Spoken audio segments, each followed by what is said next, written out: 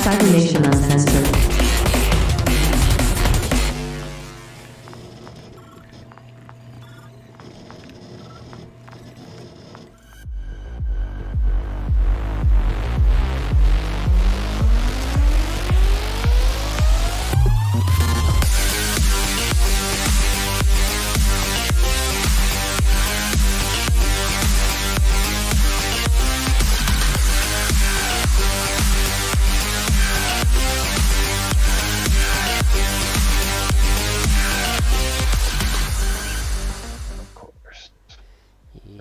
And we are live. Welcome, gatos, to another episode of Tales from the Forlorn Dopes. I am one of your hosts, Cybersmily. Greetings, program. I am the other host, Wisdom000. So before we get into the topic for tonight, let's talk about anything Cyberpunk that recently happened. For me, I wasn't able to catch any new movies or shows that relate to Cyberpunk, although I started watching a lot of videos on YouTube for the Dust channel. I don't know if you've heard about that yet.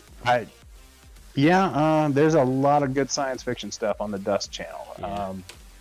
It's not all relevant, but there's enough of it that is cyberpunk or cyberpunk adjacent that I recommend it. I don't know if you're I don't know how much stock people are going to put into YouTube specific stuff, but it's good stuff.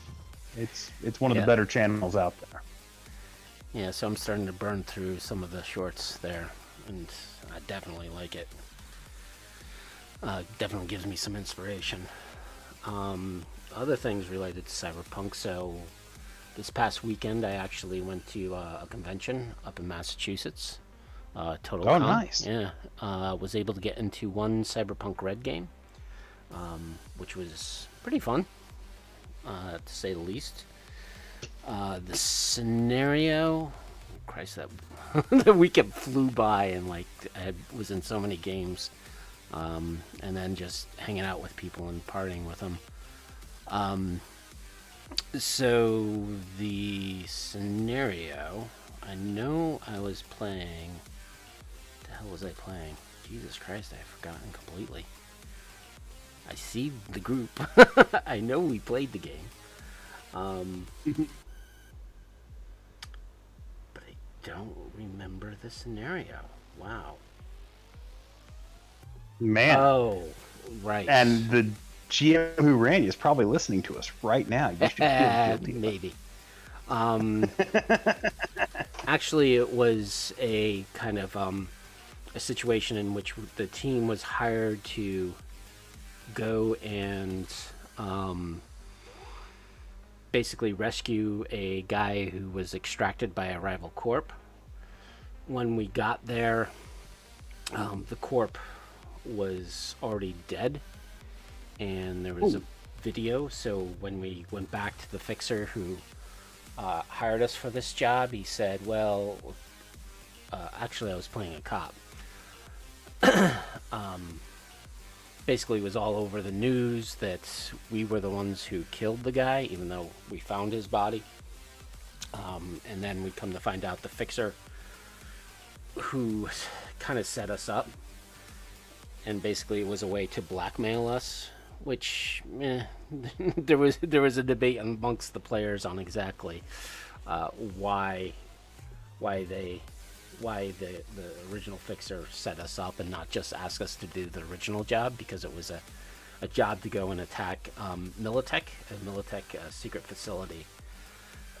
And all the players at the day were like, if you had asked us, if we would have attacked a Militech facility, we would have been all yes, and we would have taken the money, the money you're going to give us for that. But instead, you blackmail us. So, we kind of played along. We attacked the facility, got some prototype weapons, got the data for those weapons, escaped, and the scenario ended. One of my buddies who was also at the con, he played the same adventure but at a different time slot.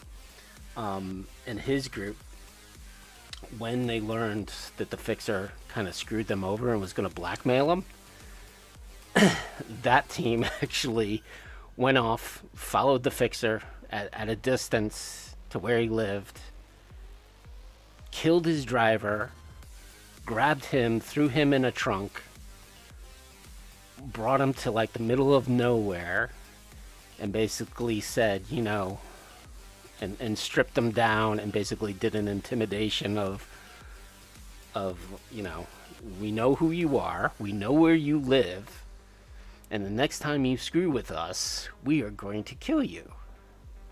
Well, damn. And they never did the Militech mission because they just wanted revenge on the fixer for setting them up.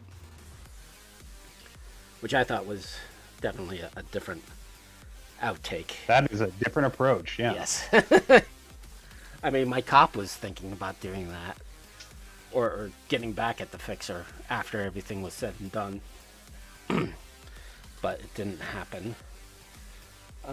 Yeah, and then I played a bunch of Battletech and a couple other games. I actually was in a Twilight 2000 game that weekend too, which was nice. fun. Was it the new edition? No, there's a group of people called the Dead Game Society, and they go to conventions and they run games that are no longer in print. So like Twilight 2000, Mega Traveler. Mega Traveler. That's good stuff. Traveler 2300, you know. So basically their criteria is if you can't get it anymore, they'll run it. I never actually played Twilight 2000, but I think I had just about every single one of the supplements for it and the source books. Of course, I was buying them for the Cyberpunk game as inspiration or, you know, to transfer stuff over, but I think I've still got most of that stuff. Yes, the game was a little bit like Resident Evil. We came across, or we were running from the Russians. We came across a hidden facility that we entered. Again, buddy. Oh, sorry. It might just be me. I don't know. It might be. But, and it could be me, and if it is me, then the stream is going to suffer because my bandwidth might be lagging. So it was kind of Resident Evil. Are you hearing anything weird there from his mic? Is it just me? You're the only person that I'm seeing in the stream chat at the moment, so I'm singling you out. Well, Bucephalus looks like he had to go to the bathroom. Shinobi is out there. Anyways, well, we'll keep going. If I'm too squitchy or squatchy or... It's starting to get pretty bad. Really? Yeah. Now, again, it might just be on my end, so but I did think it was wise to bring it up. Yeah, I don't know if it's Discord or... There we go. And now it's good again. It's a little low. Thank you, Monkey. Is this a little better? I hope so. And again, I'm going to try to... Oh, I see. Let's see. See if I pump that up. How are those volumes? Because I'm getting lag on the stream. Yeah. Again, I don't know if it's my connections. Like it is stopped on my screen. Like it is frozen. You sure it's not just slowly fading away? Like nothing's moving. I mean, granted, we're primarily audio, so but I'm beginning to wonder if we're not getting ready to lose connection altogether. I hope not. I don't have audio. I don't have audio going through the computer. I just have it through the Discord that we use to record. Okay. Let me just see. Sorry, Yeah. folks. We seem to have a little bit of technical difficulties at the moment. I don't know if you can still hear me out. Yeah, I've been having network issues for You a typing little while. But, yeah, it's starting to spin. I wonder if it's my connection. Yeah, for me, it's been Twitch. spinning for about 3 minutes now. It could be an issue with Twitch. It's very, very possible. Because there are basically 3 different applications that I am using.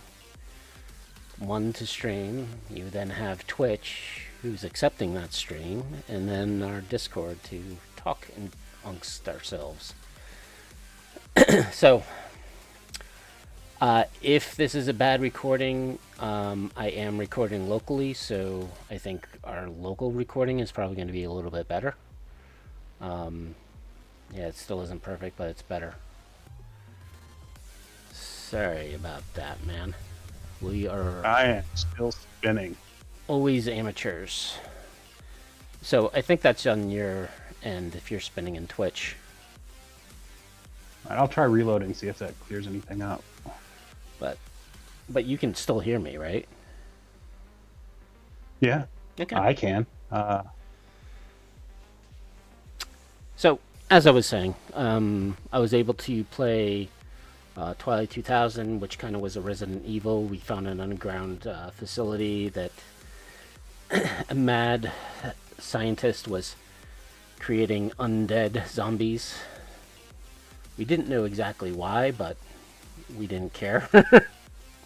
We preferred to annihilate them all and get the hell out of there.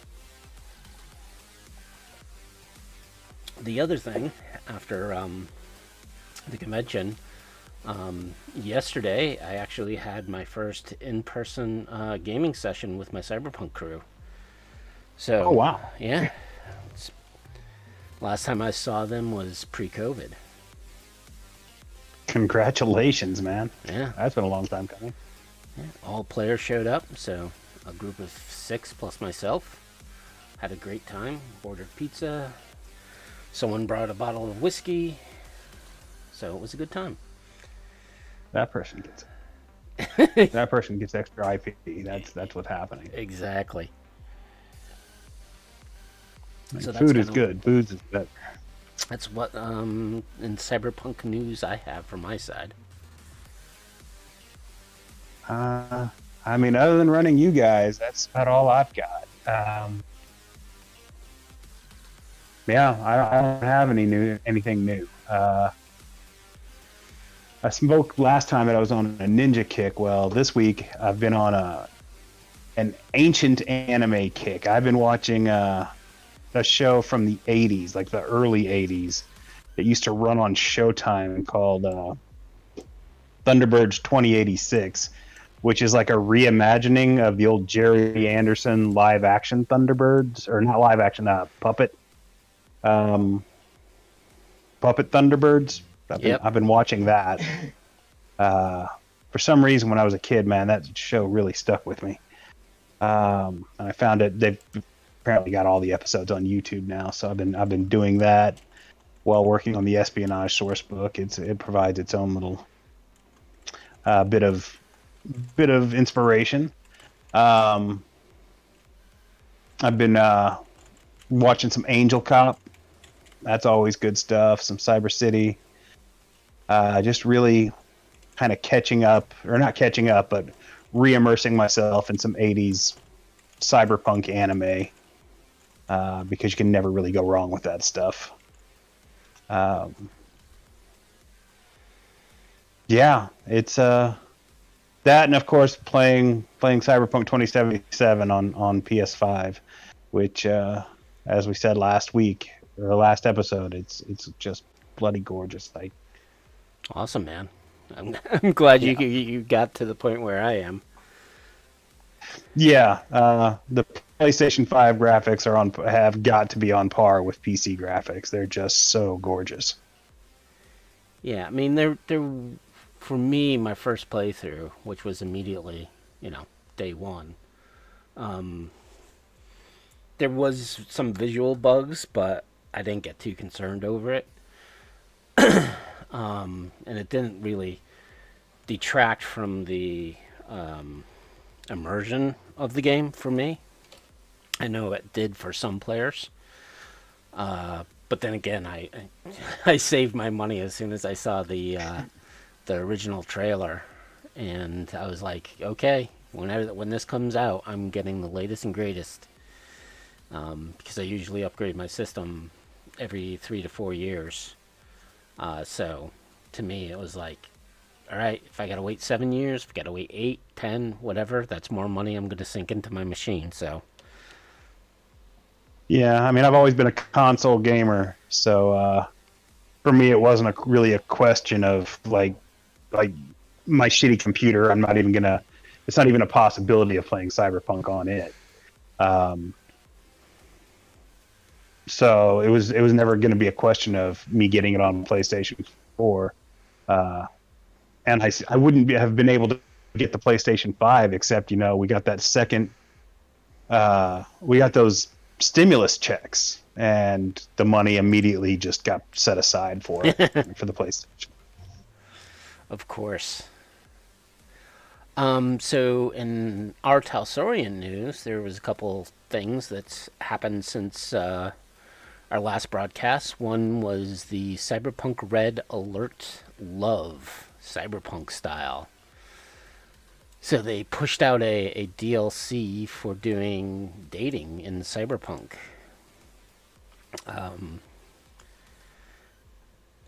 Digital dating in the dark future. I kind of went through it. It is a dating kind of app.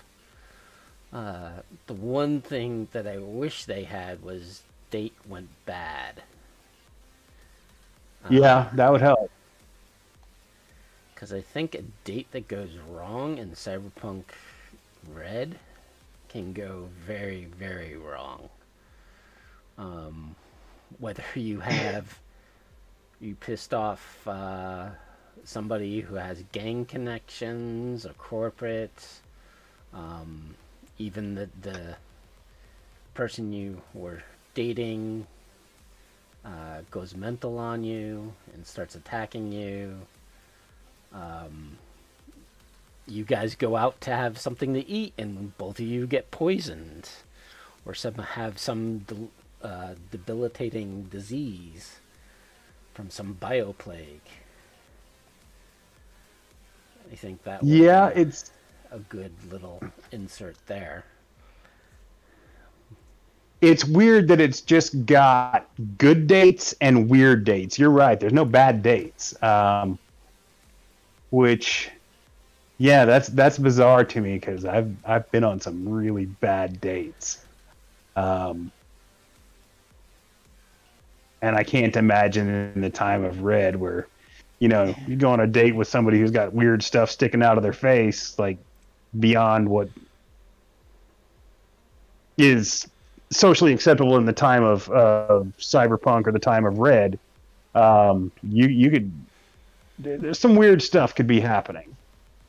I'm not one to be judgmental or try and kink shame anybody or any of that, but I mean, there's all sorts of types running around in Cyberpunk, and some of the types are not going to be compatible with everybody's tastes. Yep. I'll just say that. But I like it. It's a fun little Valentine's Day gimme. I mean, anything that helps with the little side stuff. I love stuff like this. I do.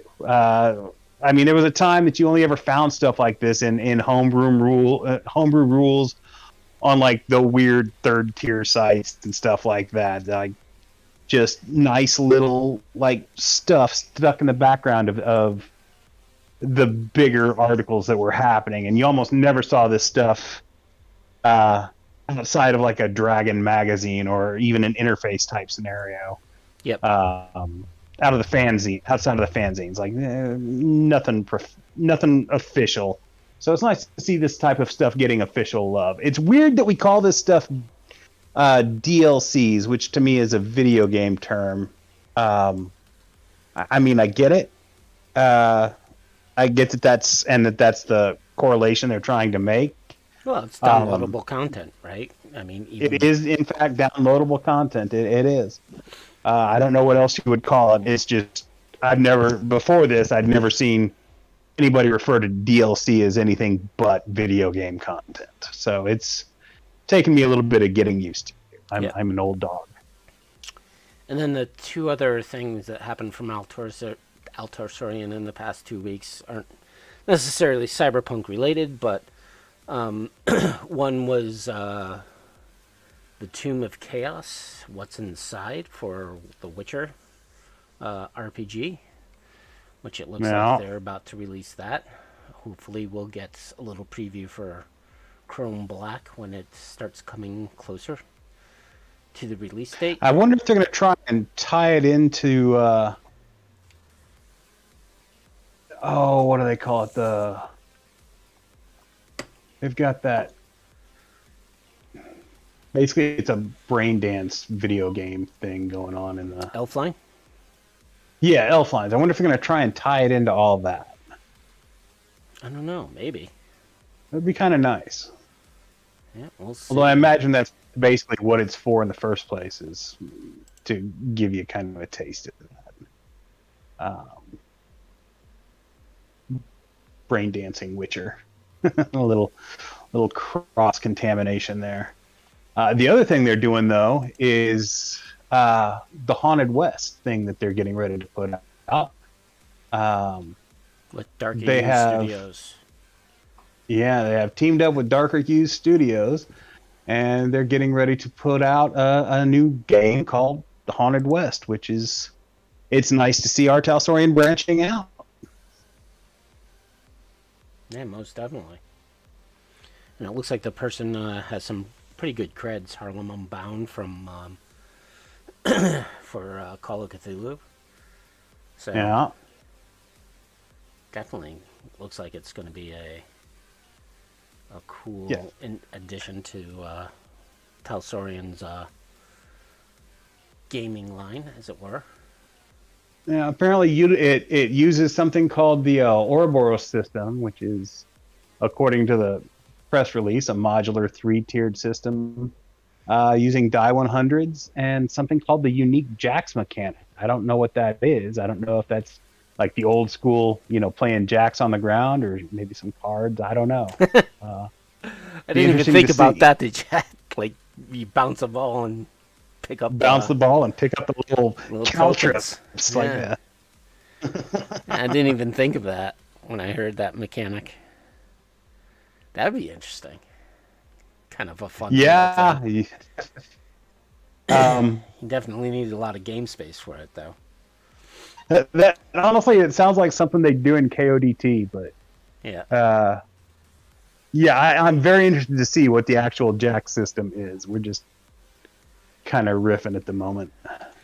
All right, so I think we're kind of a little bit done for a little bit of updates and other fun stuff. So let's get into tonight's topic. Tonight's topic is I am going to create a one-shot scenario, and I'm going to kind of walk you guys through my creative process. And of course, Wisdom's going to be here to give me critiques as well as additional inputs on what he sees or what tools he does. So I'm actually going to be switching it over to display my desktop.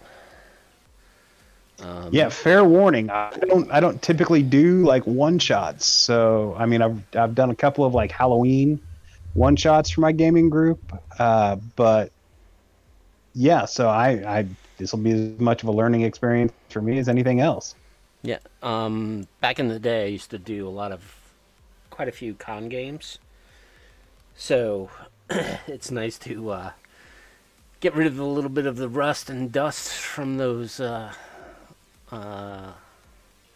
gears and mechanics that I use to create those, because I would love, like, getting back into the con scene. I definitely want to start running again at the cons and continue to promote Cyberpunk. So first thing you want to do when you start creating a game is use whatever type of text editor, word processor you have. So for this, I'm going to use Word just because I have a license for it, but Notepad, WordPad, is WordPad still available in Windows? Google Docs, OneNote, Evernote, anything in which you can start capturing, your ideas and a little bit of the stuff you want to start plotting out. So, hell, I've had to make do with just using a Gmail like as a draft, just writing it out there. Oh, really? Some of the way, when you're desperate, and like back in the day when my phone had nothing but email, texting into a draft of Gmail, that was what had to work back in the day. So, yep. Anything you can use as a notepad. So, to be fair, I have been thinking a little bit about this and kind of what I want to write up. So, I've had some time to start thinking about the various points of how I'm going to plot this out. So, the original concept was from the movie Snatch. And again, this, a lot of the stuff you do when you create, you're going to borrow, steal, take, plagiarize, do whatever to make a scenario. What I try to do is take little bits and pieces from various things to come up with like a bit of an overarching scenario, and then start putting in details. So Snatch is kind of an interesting movie because there's a lot of plot lines going on, and a lot of plot lines. Yeah, and all of them kind of sync up. So the main plot line that I'm thinking of is the players, right? So party hired to track down a data mule, right? So that's the initial statement, right? So the party's hired to track down the data mule. So why is this any relevance to Snatch? So for me, the data mule is going to be Freddy Four Fingers, right? So the data mule is what are they called? Gambler-holic? A gambler addict, right? Kind of like Freddy Four Fingers. Yeah, gambling addict. So, who's hiring this party? The other thing I like to see is, and again, with con games, it's kind of easy to do because you can kind of tailor party the way you want to. But if you're doing something like, for example, or running a one-shot on one of the discords that's out there, or Roll20, or whatever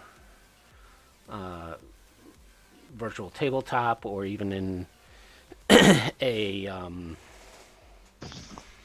in a game shop, right? So what's the party makeup, right? So my concept is no rockers. No offense, but that is one of the least useful classes I care for. So one corp, or sorry, exec, cop, or fixer, right? One netrunner. Should say 0 to 1 netrunner, because I don't mind if there is no netrunners. No, that's the other problem with using a program like this. 0 to 1 techie. It's all still spinning for me, so. The visuals on Twitch are horrible for me. So it is possible that my stream is not going out well. Which, again, I apologize. I can do a couple of things to get rid of some of this blurriness by increasing the size. If you give me a second.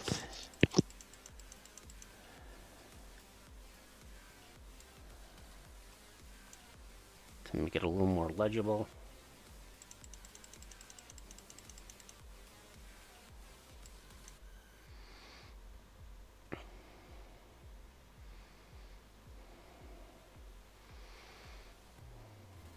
Right. Right. 0 to 1 techie. Actually, might want 1 techie, just in case. Alright. So let's do this.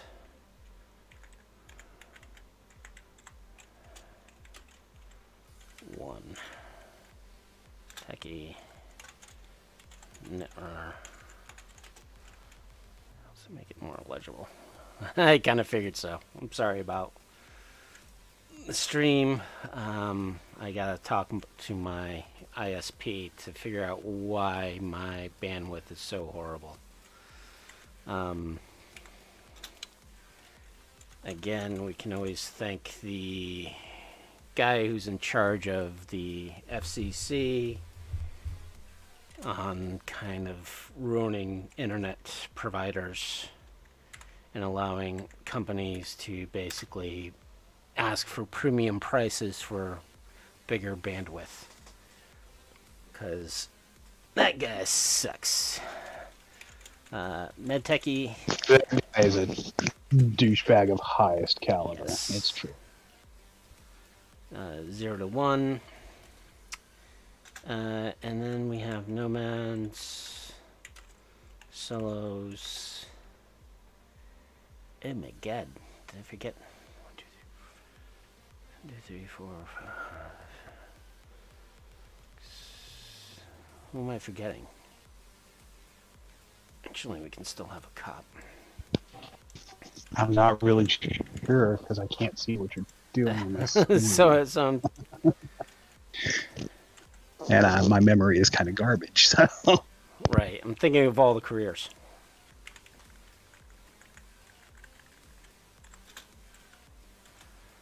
Rocker. I should know all the careers. 0. Rest of party. Right. So that's my goal, right? Is to who am I tailoring this session for? And again, I apologize for the output. I might have to work on OBS and figure out exactly how I can improve the stream, as well as making sure my stream works. Or the bandwidth is open there. Hopefully it's a little more visible and understandable. Right, so my goal is to create the party and figure out exactly who I want in it. Again, I'm not a fan of rockers. I suppose you could have one rocker in this scenario, but like I said, rockers for me is a specific scenario to write about. So now I have a data mule as the gambler. So I want to, and again, this is just how I create NPCs. Let's go home. Start listing them out. So the data mule. He is a gambling Addict. Going to give him a name. So we have Freddy Four Fingers, so let's go with him as Tony Three Fingers. I guess that's the beauty of con games, is like you can pre-generate the characters and just be all like, here, these, you get to choose from these or pass them out at random or whatever. Exactly. Gives you a little bit more control over, you know, the direction your campaign is going to take. Yeah, I mean, that's a plus side for one shots, I guess. Yeah, but also with one shots, you know, if there are players bringing stuff to the table, you also want to make sure that you don't have a full team of fixers, you don't have a full team of execs or runners, right? Or net runners, because your scenario that you create might not correspond to the party makeup. So you always want to think about that and limit the number of possible career or roles that you see as secondary roles to the scenario. Now, you might create a scenario that is just for rockers, and then the whole team could be rockers. So you always want to keep that in mind when you're creating that scenario. So let's go back up to the plot. Let's just pull that out. Plot. Party hire a data mule. We'll call him Tony Three Fingers.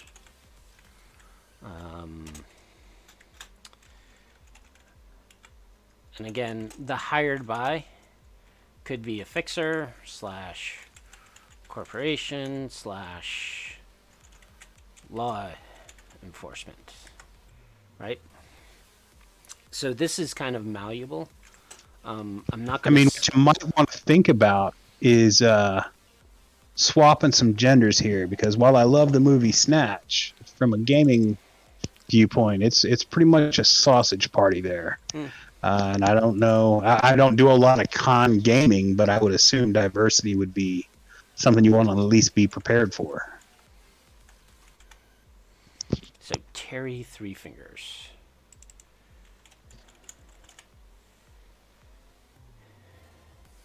Hard to track down a data mule, Terry Three Fingers. Hell, I think the only female with a speaking part in the whole movie is Brad Pitt's mom. I think so too. Right. Hey, ma. So the initial stance I'm going to have is how the players get hired. Some of these plot points that I'm going to create are kind of arbitrary. So I'm not setting anything permanent at this point,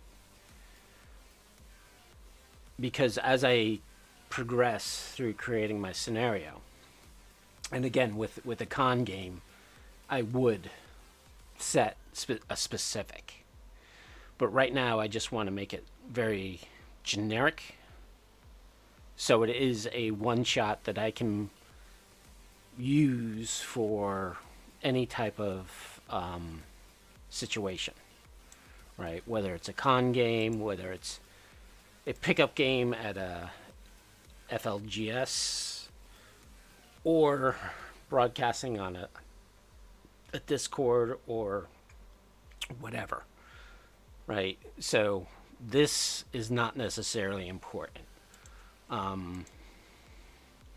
But what I would do is under here, fixer, the data is important to, let's say, the mafia. Well, let's not go with the mafia. Cartels. details. If it's corporation,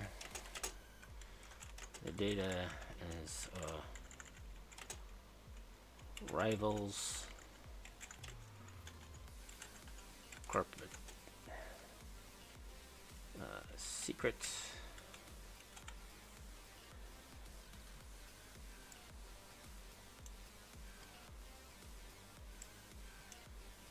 And then for law,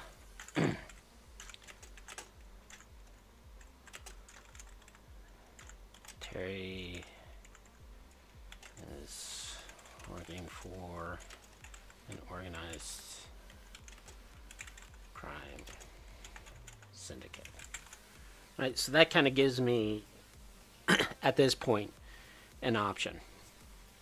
I'm not going to write down any dialogue here on the hiring process. It's going to kind of be a little bit ad lib for when I run this game. And again, a lot of my games, I don't write down specifics. So when you buy a scenario, oftentimes you'll have the dialogue box that you read to the players. All of this stuff is already fleshed out. And yeah, maybe at a later date I would write this up and maybe try to publish it on my site to allow other people to do it. But for now, it's just all generic. And again, when you're writing a scenario, even when you run it, you can add to this. So if you're running it and you don't have a consistent group, or you're doing it for different cons, you go in, you edit, you make it better. When you go to the next time you run this for a different group, you add in little bits and pieces that you learned from the previous game.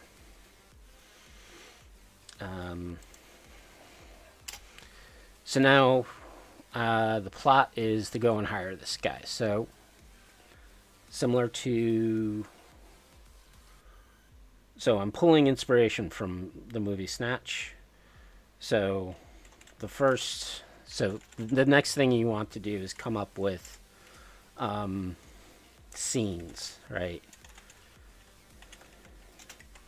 And scenes are the minor plot points. So first off is a card game.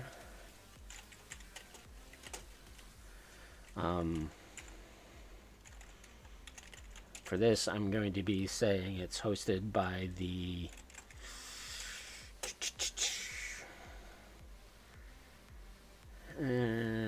who is it? So here's where you go and you start pulling in books. So this adventure, I am not going to be doing Cyberpunk 2020, so I'm going to use red. I was just getting ready to say we should clarify that. Yep.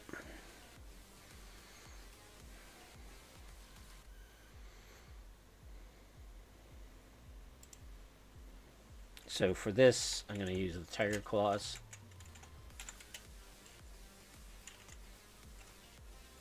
So hosted by the Tiger Claws and back room.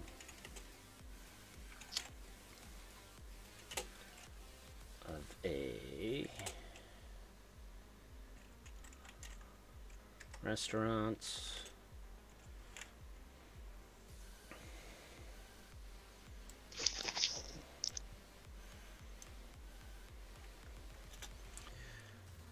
And a couple other things. Oh, it finally started showing me what's going on with the Twitch channel. Yeah, but it's pretty blurry, isn't it? No, it's perfectly clear to me. Oh, okay. That's so good. Organized. So we're gonna do a streetwise roll to find out this information. And again, Actually, what you can do, well, what I'm going to do is, how do they know, right? Which means, how does the party know about this? Employer tells them they learned Terry went to it. Right. So good to me. What do I need for this? So NPCs in this particular scenario is going to be Fixer running the game. Now what I'm going to do is I'm actually going to head off to a site I like to use called Fantasy Name Generator. If you do not know this, I think we've talked about this before. I'm sure, Wisdom, you've come upon this before. Oh, yeah. This site is great if you want any type of names for anything. Some of it's a little redundant, but some of it is good. So I'm going to look for a real name. We want to do Japanese name, and then automatically it generates me a bunch of names. So for now, I'm going to choose a neutral name. And let's go with Kudo Subaru, because that sounds good. Well, yeah. Another problem with copying and pasting in a word processor is sometimes it'll pick up all the more than you wanted. Yeah, all the formatting. Right. So let's go here. So we have a Fixer running the game, Kudo Subaru.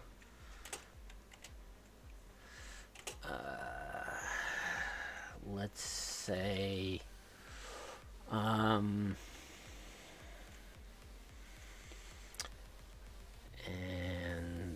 I actually, so again, I've been thinking about this scenario for a little bit because I was planning on this particular game. But what I want to do is kind of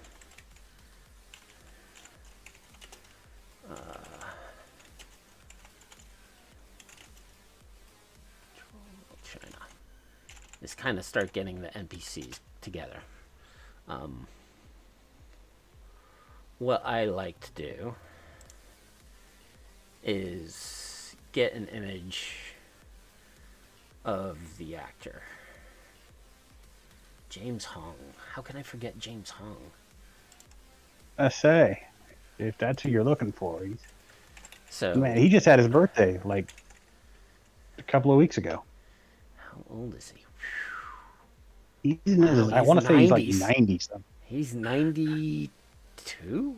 90, yeah. 92 or 93. Wow, good for him. Yeah, no, he is a he's a trooper, and he has never not made whatever he was in better. So I've been thinking about this particular guy, and what I like to do, and similar to what you, I think, do, is go off and grab an image, right? Oh, yeah. Images are your friend.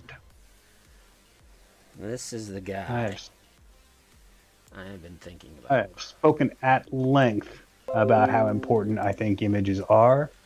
So it keeps everybody on the same page. You're not describing something to somebody and like they don't have a wildly different interpretation than everybody else at the table. Yep. and it just helps. Pictures worth 1,000 words, and that's absolutely true with gaming as much as it is with anything else. Yeah. James Hong, you are my hero. He's been in everything that I love. There he is in Revenge of the Nerds Part 2.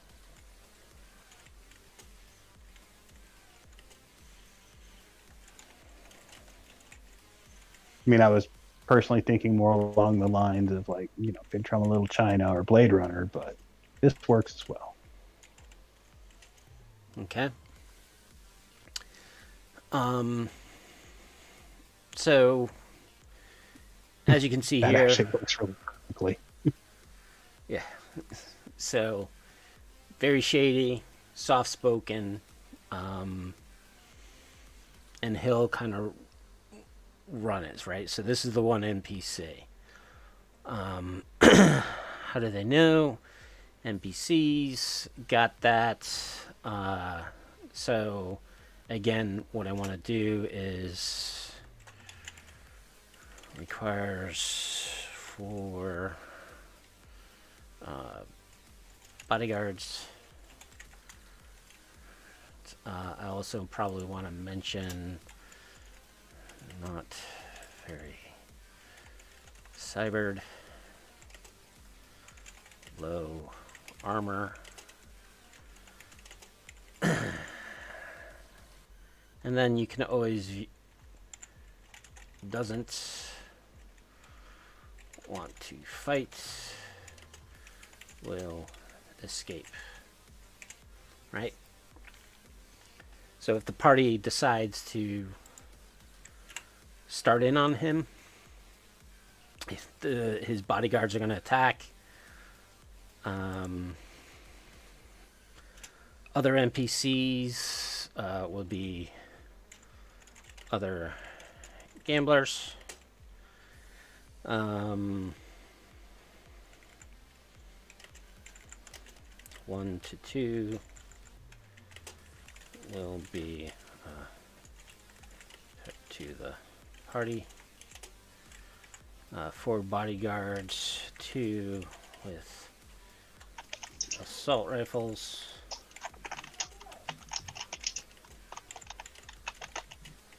The others with sidearms. All with swords. Just because I love swords. Alright? Cyberpunk. Cyberpunk without swords? Are you kidding me? Exactly. So then we go here. Move. Actually, can I do this? No. Okay. Z.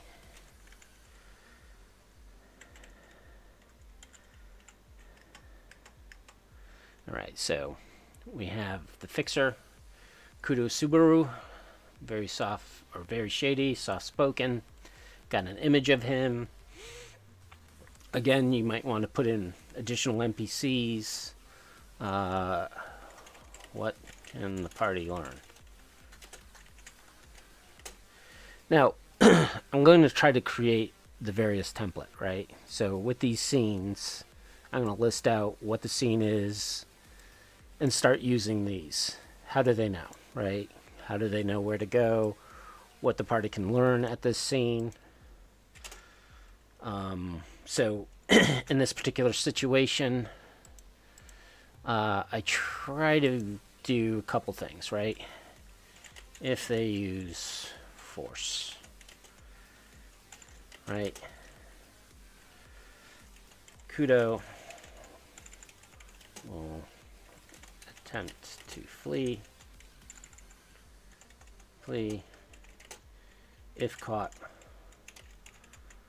folds like a lawn chair. Right?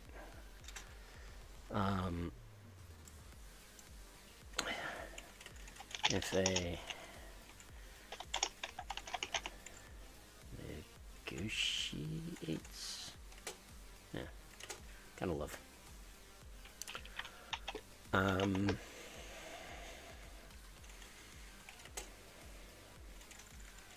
So here you'd put in a DV, right? Sounds good to me. So negotiate can be,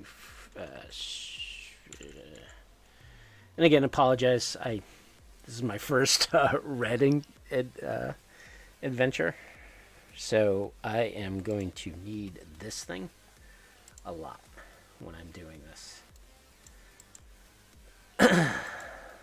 Why isn't okay? And stats, outfitting, skills. There we go. So we want social skills, right? So here we have conversation, persuasion, streetwise, contacts to get illegal goods, contraband, talking to criminal elements, and avoiding. So there's a couple skills in which what they can use, right? You have conversation,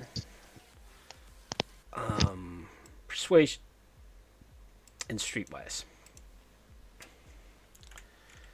So what I like to do is putting conversation / persuasion DV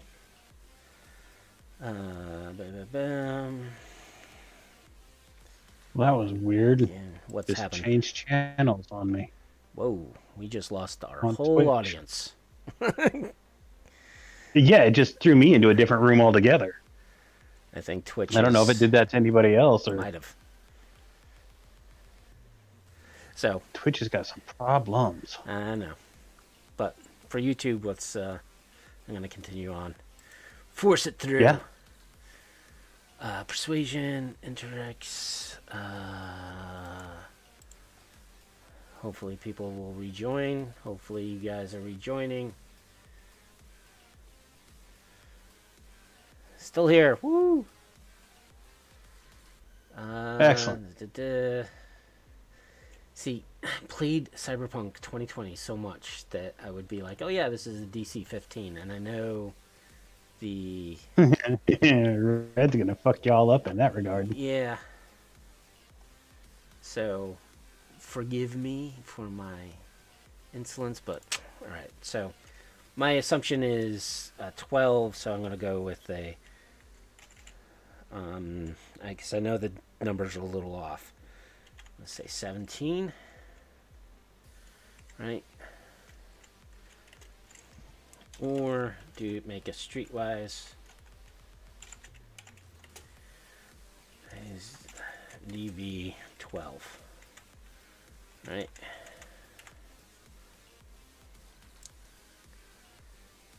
So again, if they negotiate,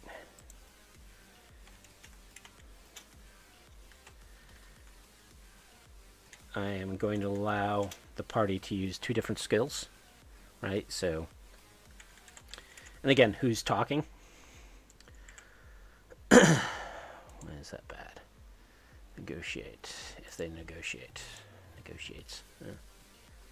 Lawn chair. Is that 2 words? I guess it is. So again, I'm kind of giving 2 options, right? And that's another thing you always want to think about when you're creating a scene is the party's always going to do something different. And sometimes you might want to pre-plan how NPCs are going to react. For this, it's kind of, I want to make sure that I kind of have a script that I can lead off of and not do improv, because if you're in a one-shot, you have limited time. For example, a con game. If you're doing something at a game store or virtual tabletop, you kind of want to make sure that it stays within 4 hours. So I have a problem with ad-libbing too much, especially if it's a long campaign, and that it could go on forever depending upon what the situation is. But you kind of want to list out what this is, right? And how your major NPC is going to deal with the situation. So now I have the two ways in which they can get the information. And then we already learned that Kudo talk with Terry, who was interested in a bigger score, or sorry, in bigger score, right? He told her about a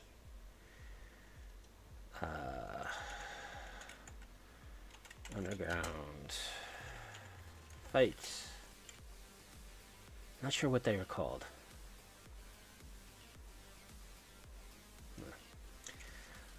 Underground, and again, this is kind of like a one preliminary. What I would actually do is go through this again and start putting in certain lingo.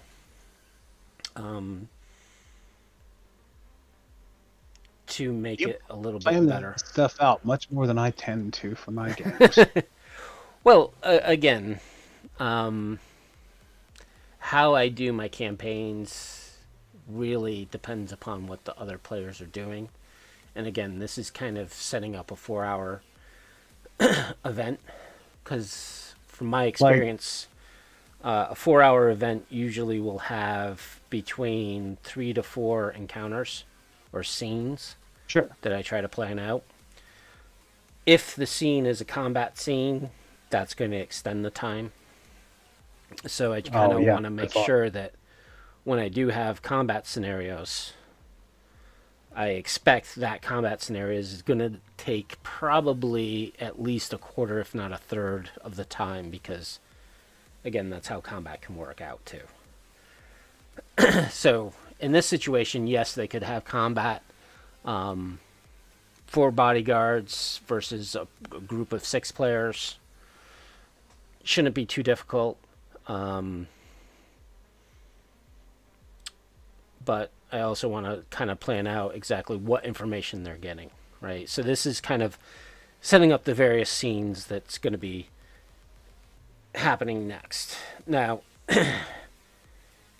for my campaigns, I'll actually do a little bit of this and actually do kind of some what ifs.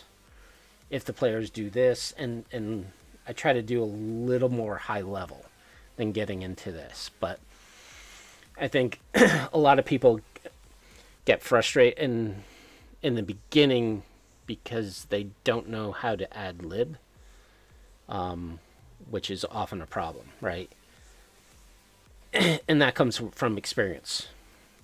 Yeah, I was going to say how to be innovative, you know. For me, this whole section of what can the party learn, like I wouldn't have bothered to like codify, like, you know, how the different ways they could do it, because the players are always going to, anytime I try and do that, the players just go off the rails and do something I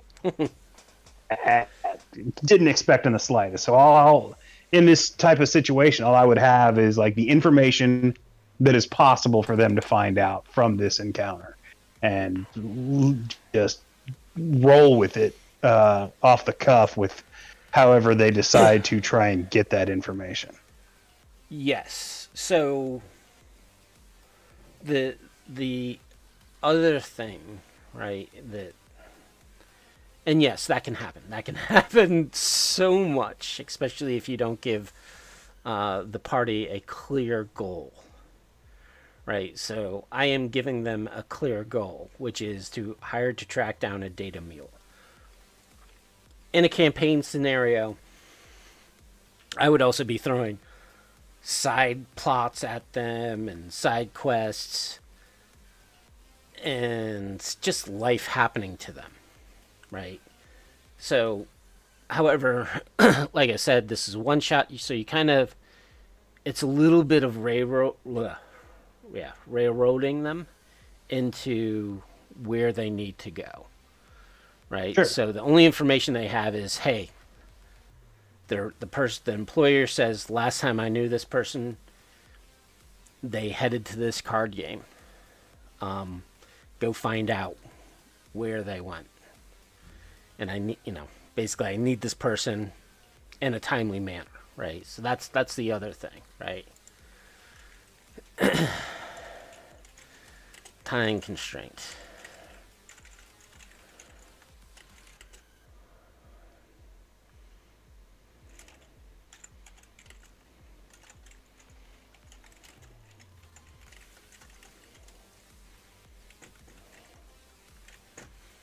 Right. So that's part of the stressing to the party. I need this done immediately, because if you stress to the party importance and time constraints, they'll actually stay a lot more focused than if you have a group of players that you're like, okay, so what do you want to do? And they sit around thinking about it. What do they want? Go off and buy stuff, whatever. Your players are so much more focused than mine. If I try and stress anything, that's when they really go off the rails. They're like, oh, fuck that guy. Yeah, no. My players are a little good, but again, this is, and I don't think you've dealt with too many one shots. No, I haven't. A lot of one shots. Even when I have run them, they've been for my established live in-person group. Like I said, one shots are not something I've got a lot of experience with. I've never been to a gaming convention. That's not true. I tried to go to one way back in 98, 99. I tried to go to one. It was this little nothing in a park. We traveled an hour and a half to get there, and it was 20 people. Oh yeah. It was not a very good experience, and the guys running it did the best they could, but it was in like I said, it was in a fucking park in the middle of nowhere. And yeah, that's the only time I've ever tried gaming at in any kind of convention space. Right. I've been to plenty comic book conventions and science fiction and even horror conventions, but I've never been to a gaming specific convention. It's kind of weird. Well, again, this is not just for gaming conventions. It's anytime you decide, hey, I'm going to go run a scenario for a group of players I've never met before. I'm only going to do it this one night and at this one time. So it definitely, to your point, it's a different way of doing things. Oh, I was not criticizing. I was just merely noting. Yeah. I feel like I'm here, so I've got to talk every now and then. I don't have a whole lot to contribute to this, so scenes. Oops. I just had to have my little rant there just to justify my existence. What do they know? Okay, so card game. Sorry. The other problem with word processors is sometimes the bullet points aren't always great. No, sadly they are. There we go. It's not a perfect process. Back. Okay.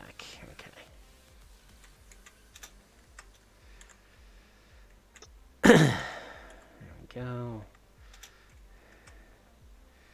So use force. So to negotiate. There we go. And now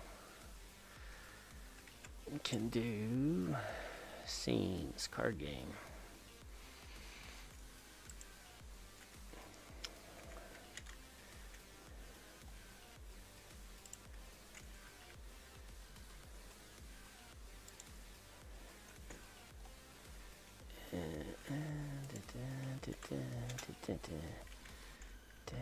No. No. Oh, that's a problem.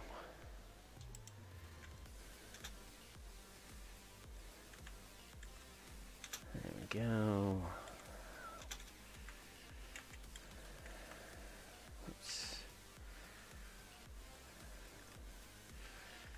And again, sorry about the struggles that I'm dealing with, but, you know, it happens.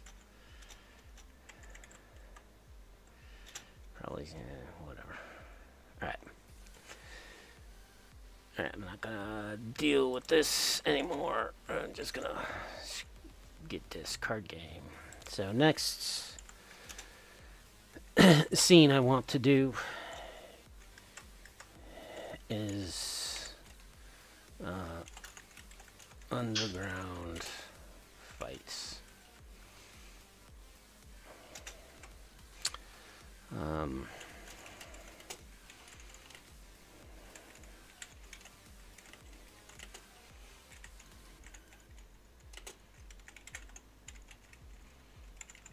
Warehouse.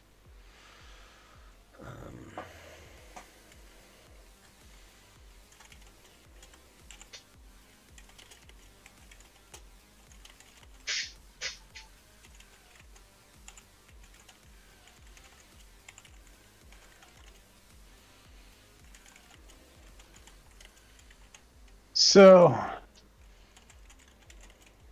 it seems like the players in this are going to be Jason Statham and his boys, and not Saul, Vinny, and Tyrone, which is kind of a shame because then you don't get Bullet Tooth Tony. It doesn't really come into play. Not yet. Not yet. And he is my favorite character from the movie. Everybody loves Brad Pitt, but for me, it's Bullet Tooth Tony. So let's good old Vinny Jones. So if you want to get through it, right? So we have a card game, we have an underground fight, and again, I'm trying to how did I know this? So again, I'm going to take this little segment, NPCs, what did they learn, right? And again, just to give help with the plot points, right? So now I'm getting into, so we've had one scene. My thinking is this is probably going to take anywhere from 15 to half an hour to complete, right? So I can estimate that in 30 minutes. And you might want to note that down, right? Just so you can understand the pacing that you want to provide to your game, right? Yeah, that would be very important in a one-shot type setting where you're got a lot to get through in a short amount of time. So again, underground fight. This is going to take place at an abandoned warehouse, and what I can do is kind of do a little more high level and then start getting into details. So the scenarios that I'm thinking of right now is one card game. It kind of leads the party to another place just to give that establishment of, and again, I might go in here, the players might ask some more questions from Kudo around Terry, who Terry is, what she's there for, other things. So what you can do, and again, I'm kind of glossing over it, but let's go to the end games, right? So what have they learned, right? So here, Terry was kidnapped.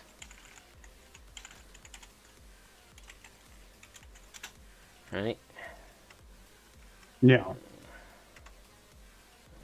on. No, I want to. Right. So, the next scene would be the kidnappers. Right? So, following, again, I'm loosely basing this on Snatch, right? So if you remember the situation, Freddy Five Fingers, I think he was in the card game, or he was at the gambling place, and basically he gets kidnapped by, as you said, the other guys, right? Two Tonys. Or, yeah. Saul, Vinny, and Tyrone. Yeah, so Bulletproof Tony and Jason Tooth Tony, Braintooth. Both Jason Statham. Statham. His character and Bullet Tooth Tony are kind of the same person when it comes to the party, right? Sure, that makes sense. In that they're trying to find this guy.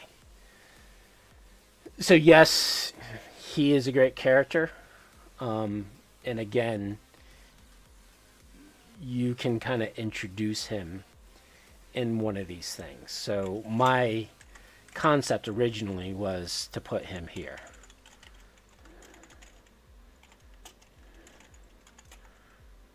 Right. Yeah. I'm just going to put makes an perfect asterisk sense. right next to there to change his name.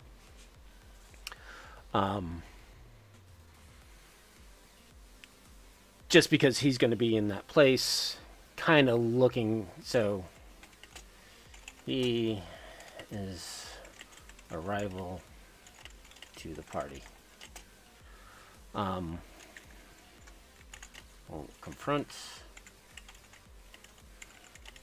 the party, will follow, right? So that kind of gives you his motivation. Then you have the kidnappers, right? And again, Snatch is, is very complicated, so this kidnapper scene is going to be for this to work as a con game, you're going to have to simplify things quite a bit. Right. So my original intent is there's going to be 3 scenes: the card game, the underground fight, and then the kidnappers.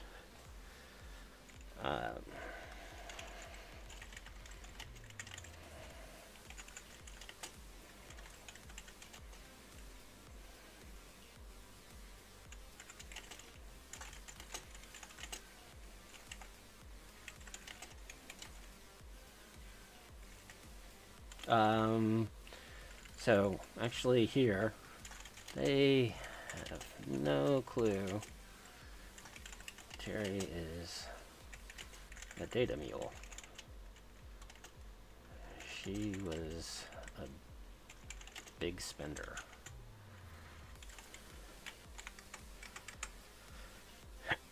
Right?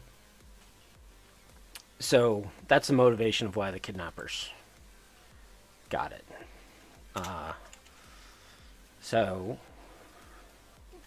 This is actually going to be broken down into a couple scenes. You have the confrontation with kidnappers and party. And after that confrontation, you'll have confrontation with Bullet Tooth Tony. Asterisk. Right. So here again, put in an NPCs.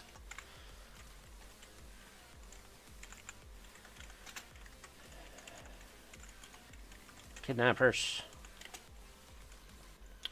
We're gonna Slugmouth Mitch. put kidnappers going to be 3.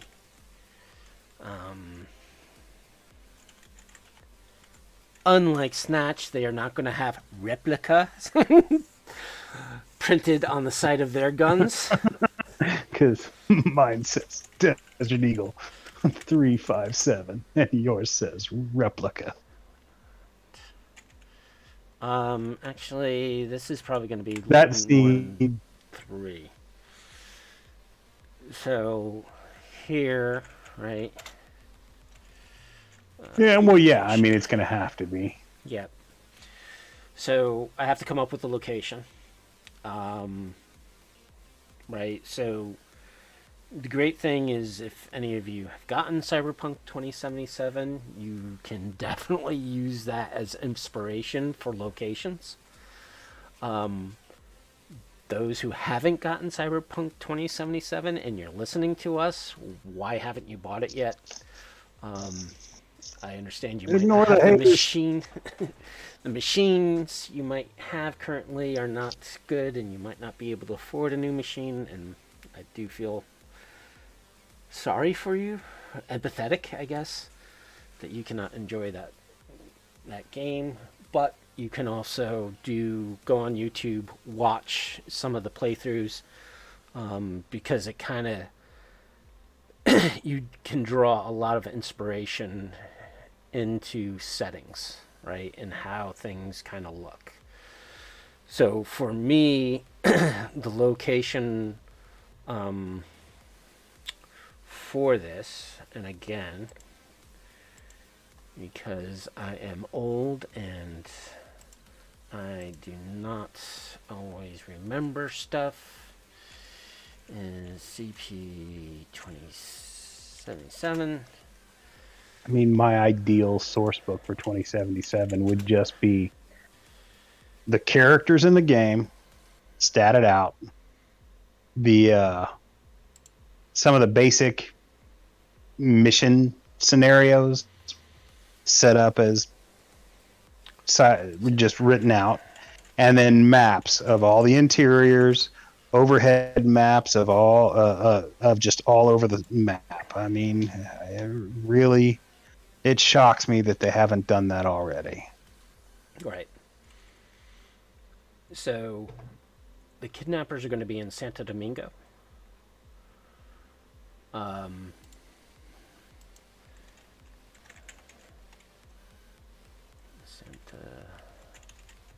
Domingo.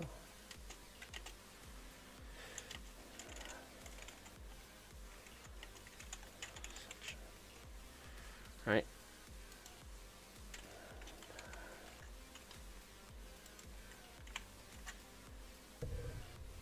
And again here, location, north side.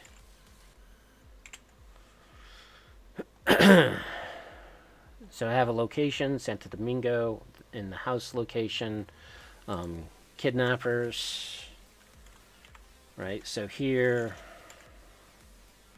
my thinking is there's going to be 2 to 3 on the outside of the house, 2 to 3 on the inside. Okay.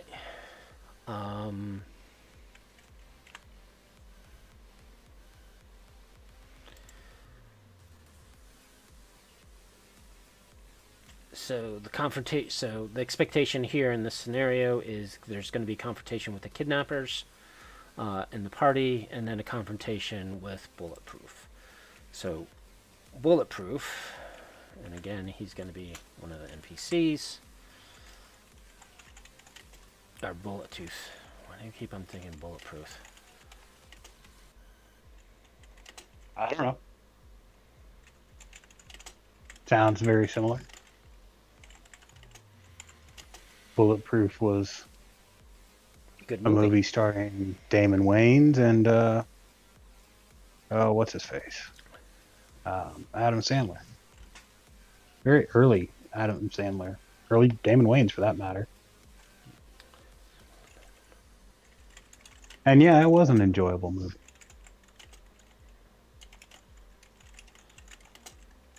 It was pretty much at the height of Damon Wayans' career. And it was before Adam Sandler got really obnoxious. Although he's toned down in the last few years. Right.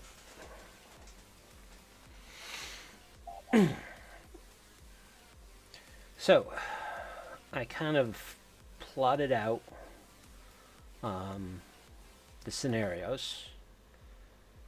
So this is kind of where now I would go back and start refining a little more, right? So I threw out a bunch of ideas, and again, so here,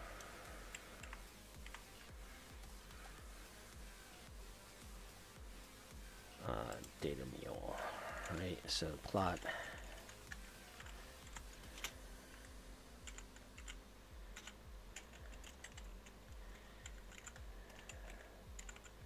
Actually, I would say target NPC, Terry, 3 fingers.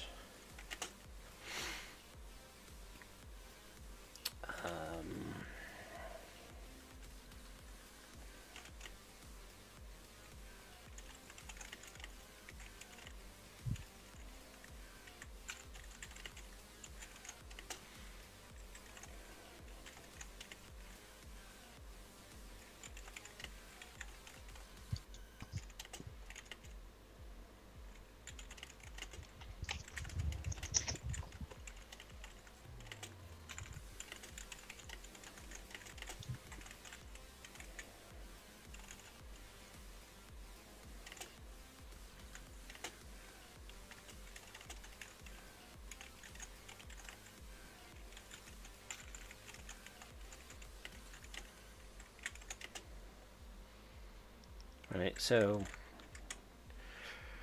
just to give her a little bit of background, she tries to avoid combat. If she is rescued, she's definitely not going to be convinced whether or not the party is an ally or not, so the party is definitely going to have to try to convince her.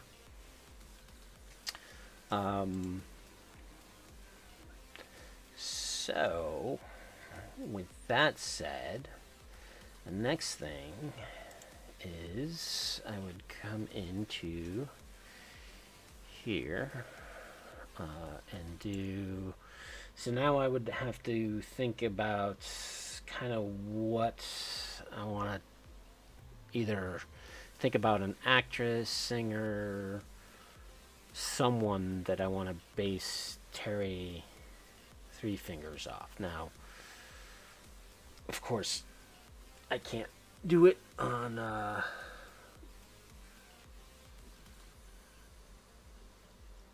Freddy 5 fingers or 4 fingers, because they are different genders.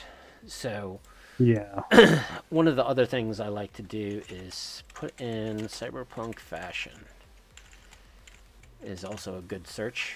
I use DuckDuckGo, by the way. I know you might be expecting me to use Google, but I'm afraid not. I'm not going to judge anybody by what search engine they use. Yeah, well, whatever works for you, man. So you just type in Cyberpunk fashion, female, male, and you will get a bunch of various images that you can pull from. So from here, I would kind of think of a, this is interesting, how many fingers is she holding up? Actually, she would work. So what I can do now is copy this image. Again, you might want to do a little bit of editing with your images. And I think all of you can guess exactly what I'm about to do. We'll crop that. Come in here. Choose that color. And Man, then I am having more trouble with Twitch than I know what to do with. give me a better brush. How big is this brush? A little bit better. And can I change this size? Let's go a little larger. There we go.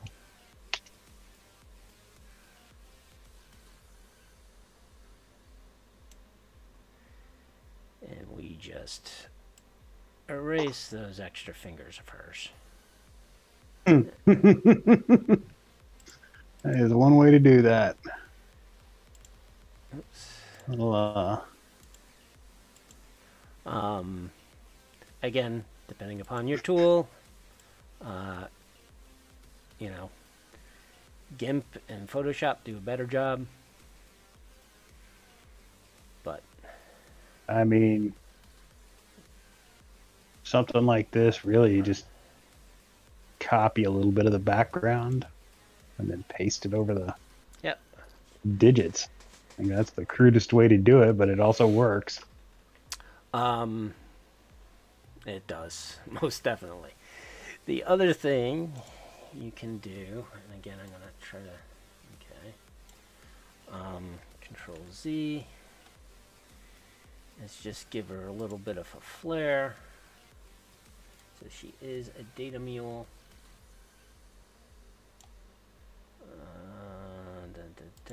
Size that. And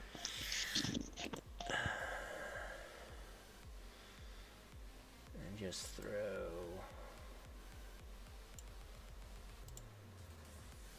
that's a little too dark. Let's go with that. And again, you might not have the greatest of art skills. I really don't have too great art skills either.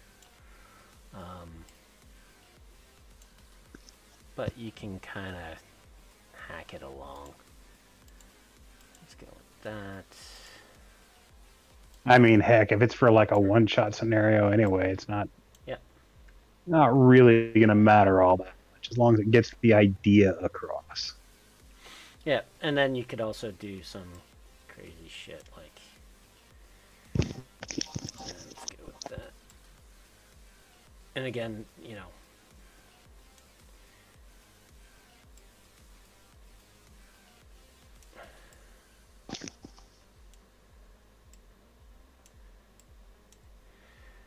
just give them some wires. One other thing I like to do is, of course,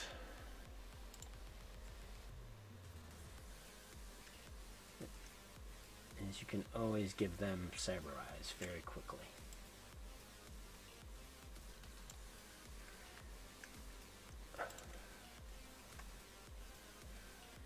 Just by throwing in a different color.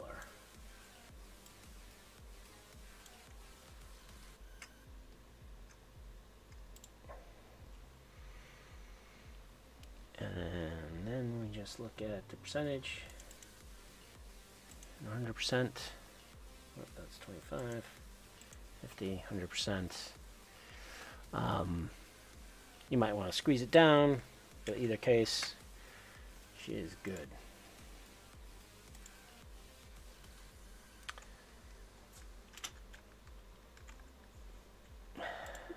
Whoa, that is a little too large.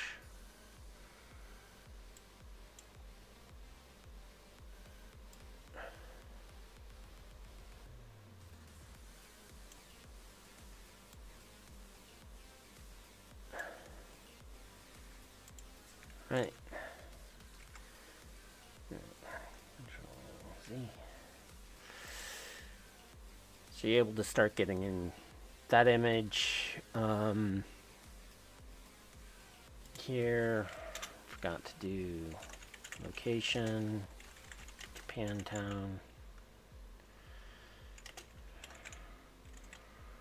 Restaurant with back room.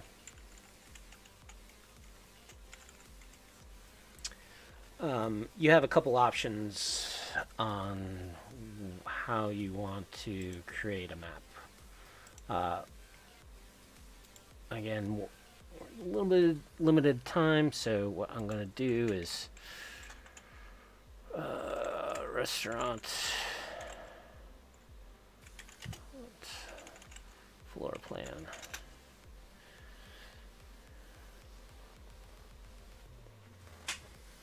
And then in here, I just quickly take a look at something. I'm looking for kind of a small, seedy restaurant area. Ooh, this actually, rooftop restaurant. Yeah. This other thing is looking for a back room. Kitchens, covered area. Yeah, that's not going to work. So again, what you want to do is try to find a map, whether you want to create it yourself or do something like I'm doing and getting a floor plan. That's what I would do for the restaurant as well as for the warehouse.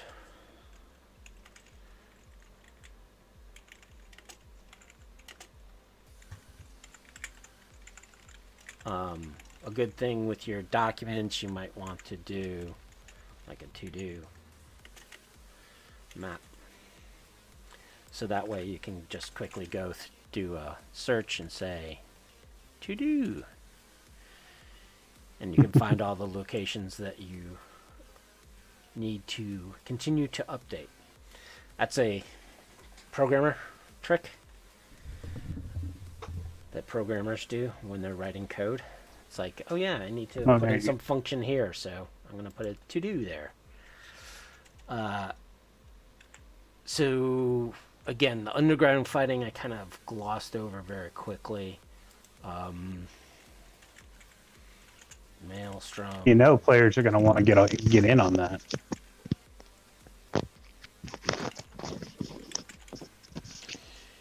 Yeah, so when you're thinking about the underground fight, my assumption is there is going to be a fight happening.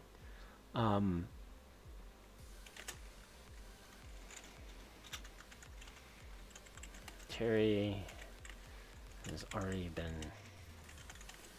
kidnapped. Players need to find out what happened.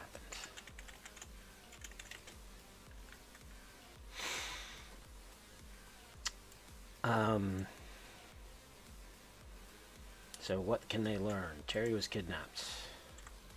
Again, here I would do skills. Sorry. Skill checks. They can use is intimidate, interrogate is the other. I forgot that they removed intimidate.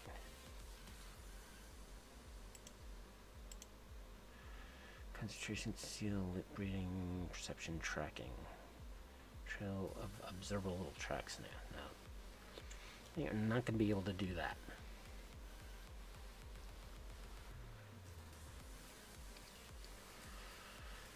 So they have the ability to do bribery, interrogation, skill for forcefully extracting information from people. So interrogation seems to be intimidation. Okay. Streetwise trading. Okay. So you want to create some type of confrontation in the underground fighting. The first confrontation would be, right, so confrontations. Getting in.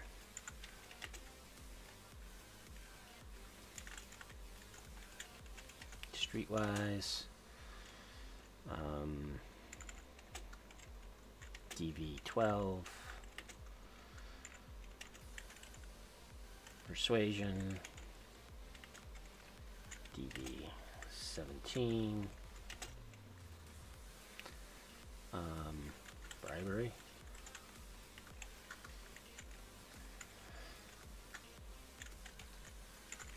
Depends on cash, because that will set it. And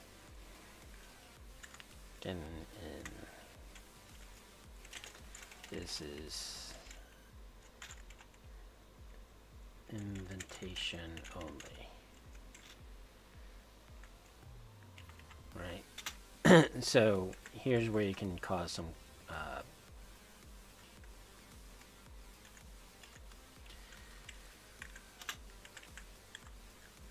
confrontation, right? So here I can plan out possible ways in which they can get in, right? By using streetwise, persuasion, or bribery. Now,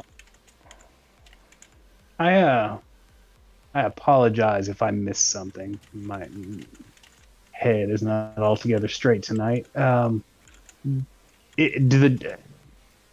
Are the diamonds that were the central plot of Snatch, are they an issue with this scenario?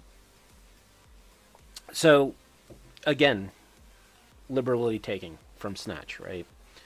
Right, I was just curious if I missed something. So there is not necessarily any diamonds. There is data, which is in Terry's head, right? So Terry becomes the diamond, as it were. Okay. That makes perfect sense to me. Like I said, my head's just kind of in a weird space right now. I spent the day dealing with police and insurance over the robbery a few weeks ago.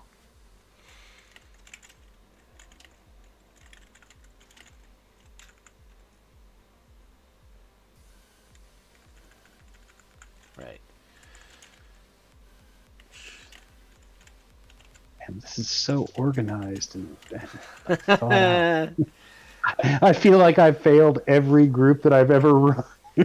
I'm never this organized. Yeah, but you do prepare some things, right? Oh yeah, no, I mean, like, especially these days, like I make giant source books that I give to players that are eventually going to be turned into much larger source books.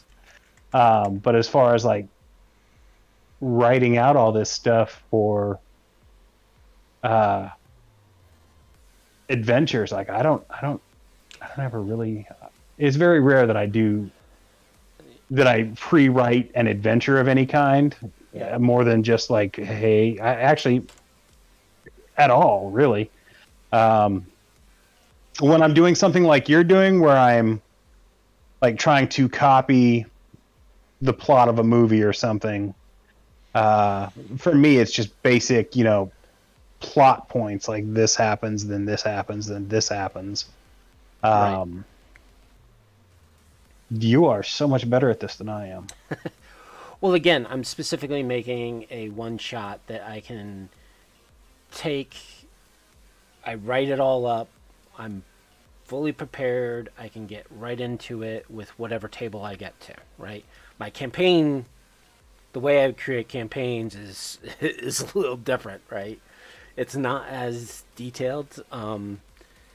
Depending on the scene, I will create various maps, similar to you, try to get some images, stat out some major NPCs, but this kind of stuff, for a campaign, I play off in my head, and that's another problem, right? Is just writing it all down, because oftentimes you might forget something. Yeah, that's very true. However, with something like this, I'm actually creating a scenario that I can replay or rerun in different places. So I can do this at a con. I can do this at at a a local gaming. I can test this out on on one of the virtual tabletops, right? Before I bring it to other people. And I could also continue to edit this and then, refine it and then possibly publish it on my site for other people to consume, right? Yeah. So a lot of people ask me, "Oh, I love this scenario.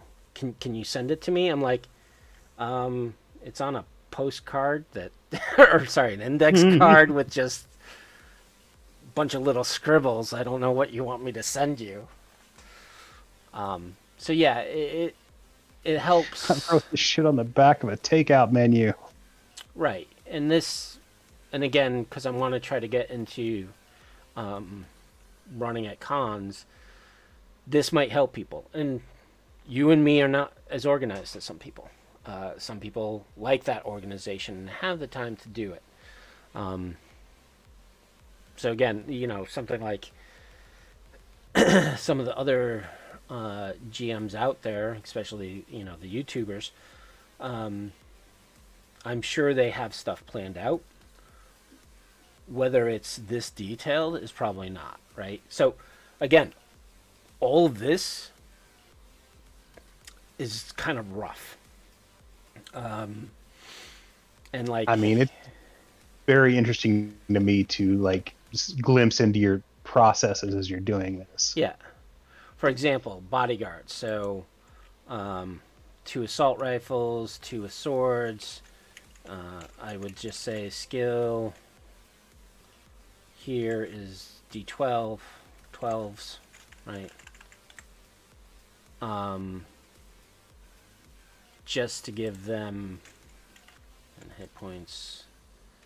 Again, I got to look at the chart in red, but I would stat these out just to say, hey, no matter what skill they're using, it's going to be base 12 plus a D10.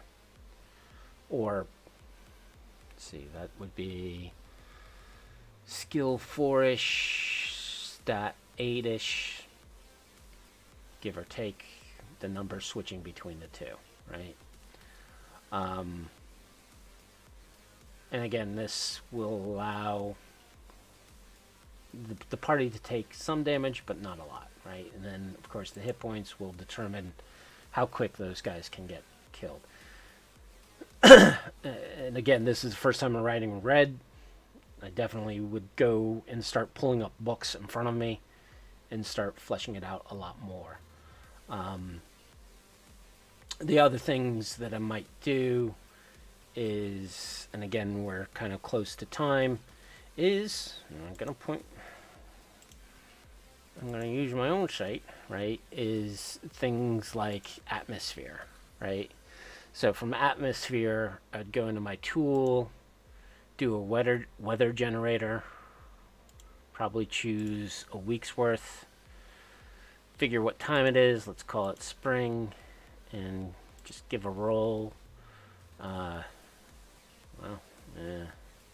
It's kind of cold. 50 degrees in California in spring. Let's go with summer. Let's see how hot it gets. 70s. That's California weather. Overcast, right? So for play effects, I might choose just a regular temp here. And again, I wouldn't write it down. I would take note of it and put it in the description, right, as I'm running the game. It's a warm day, 92 degrees out. It's overcast, so the temperature is more humidity than heat. Which kind of gives a little more feel to the game. Other things I might do is, probably do some vendits here. One other thing I like to use is my combat zone generator, right? Because the players sometimes want a map of the area. So I might choose, let's go with block 8. For example, in the you might be able to use this to kind of give you some additional feel to the area and give a description of the street, right? As you guys approach, you see a renovated factory that's empty, a decaying bar, a burnt out factory, abandoned office building that you can see some lights going on and off in, and kind of give a little more description to the areas. So again, with this document, I'd start fleshing it out. I'd start statting out the characters. Big characters such as Bullet 2 Tony, I would stat him out. He would definitely be a boss type of character. The kidnappers are mostly going to be, you know, mid-level, low-level thugs. One boss amongst them. Mooks. And again, like here with the fight, like where I was getting at is how to get in. It's invitation only. The party's not going to have any invitations, so they're going to try to either sneak in streetwise. So talk their way in, right?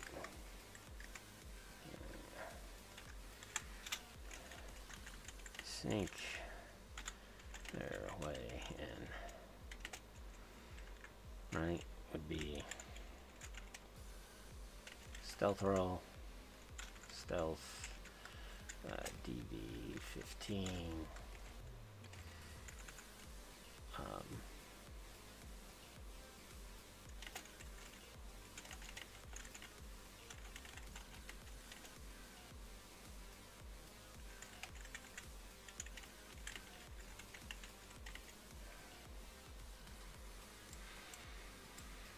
Right, and then once they sneak in, the other confrontation I would do here, and like I said, we're slowly running out of time, is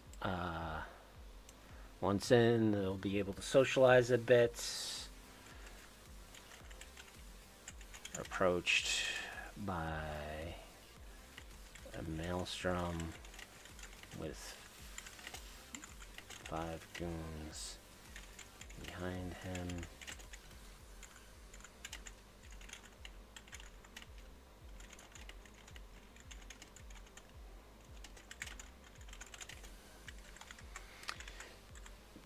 So when they're kibitzing, right?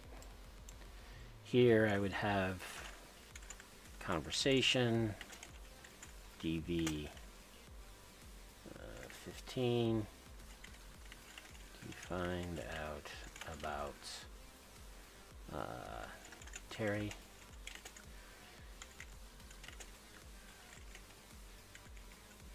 Learn she was hanging with some of the maelstroms.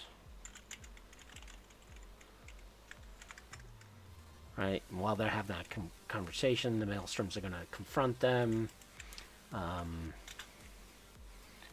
So again, I would put in here, talk their way out, fight their way out.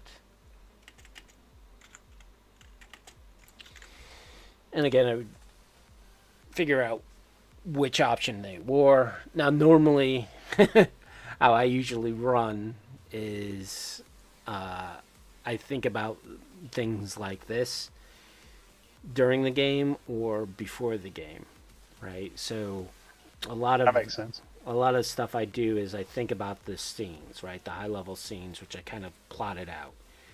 And then from there, I will try to put in a little more detail as I get closer to the game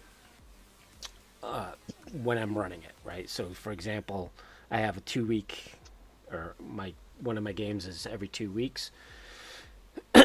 So after the game, I start thinking about, okay, what's going to be the next game? depending on real life, depending on how much time I have, I start thinking about the scenes I want to happen in the next game. And then I think of the high-level scenes and then start getting into the details. And sometimes I will write out some of that stuff. Not as much as this, right? Because a lot of this, hey, make a conversation roll at 15, I would do it on the fly, right? Yeah. Based on what the players are doing. But I kind of, knowing players and how I've been gaming for 4+ decades, I kind of know at least a little how PCs are going to react. And the various player types, right? So there's players who push the game, there's players who are kind of passive and require the GM to kind of push them. So if the players are passive, I get to choose whether they talk their way out or fight their way out, right? More active players who take the initiative, those are usually their options, right? They can either talk their way out or fight their way out. And again, talking their way out also includes bribery and other options that they have. But generally, this is kind of how you would create a scenario, a one-shot. I think the most important is always remember who you're running the game for, especially with roles.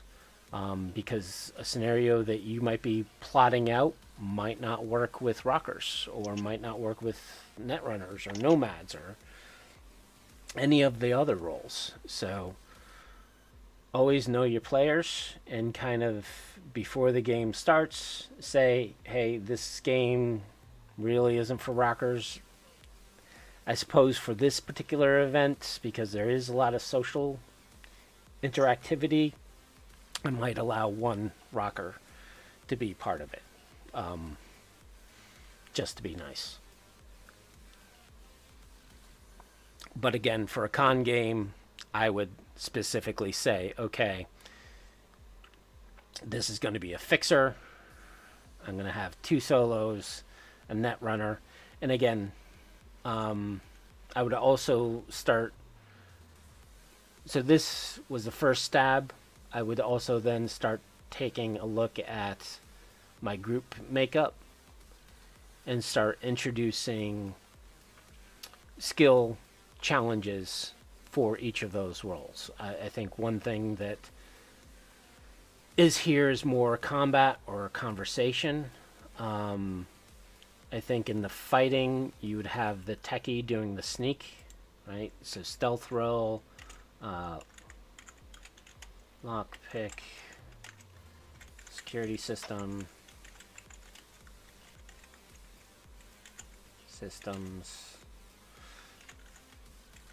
netrunner, node, right, would be part of that sneaking in.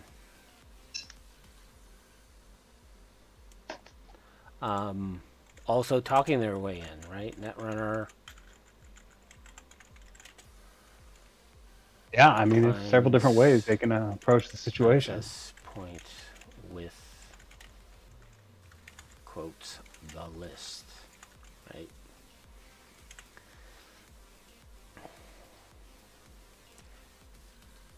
So again, you always want to, in a scenario when you're creating it, is make sure that you appease all the roles, or the possibility of all the roles being included. Yeah. So, yeah, that's, I hope this is helpful. I think it was kind of requested, and we kind of did it with Nemesis, but I don't think we kind of showed a process on how to basically write out a scenario. Again, for me, being completely unprepared is not a good thing to run a game. You want to have at least some ideas and some stuff written down before you run anything. And if you're running for things like, especially new players, strangers, you kind of want to have all this set down, because a lot of your brain is going to be focused on dealing with these new players and trying to understand how they play, especially new players who've never played the game. Something like this and writing it all out is kind of helpful, because now you have a script that you can go to. Again, I'm not going to put in dialogue boxes. I'm not going to put in specific responses at all, because that's part of the GM when you're running the game, because that is part of the improv that you'll have to be worried about. So that's about it. It's been really interesting watching your process. I'll say that. Again, man, you're so much better at this stuff than I am. Well, hopefully you'll kind of go through your process on how you create scenarios. And granted, you might not, write out this, but you might show, okay, here's the document I usually create, and how I created this document is through this, and this is where I got this inspiration. I was listening to this music at the time to kind of give me a little more motivation, etc. Right? Sure. Yeah. Every artist and author has their own way of attracting the muse, as it were. Yeah, what I tend to do is I make source books. Sometimes I make the source book before I run the game. Sometimes I make it during and after. But yeah, I don't. Individual sessions, I don't tend to put this much work into. Yeah. I probably should. I'd probably be the better for the. Probably be less frustrating for you guys when I'm running. Yeah, and again, you saw. So keep in mind that this was an hour and a half of time. Yeah. And it was an hour and a half of time of me also talking through things, and us talking, right? So technically, this is probably an hour's worth of work to generate 4 hours worth of content, technically. Or it could be more, right? I mean, you could, as you're playing in any of these scenes, it could stretch out even longer, right? Well, yeah, because players are always going to go off the rails. Especially when you start getting into dialogue between NPCs and players. So you can always... Or combat. You can stretch out a combat, Jesus. Yes, that's true.